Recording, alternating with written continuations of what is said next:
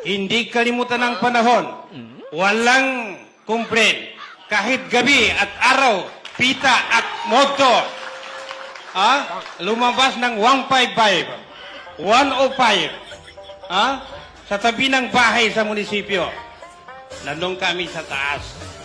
May padalaan kita ng buhok ng sapi para madalim ang kanyang sabaw. Kaya makakain ng kahit one company. Kaya tayo batang sa muna. Dalam bayot na biyak. Napandoya! Dalam kumanda ng biyak pa Jennifer Ngayarin.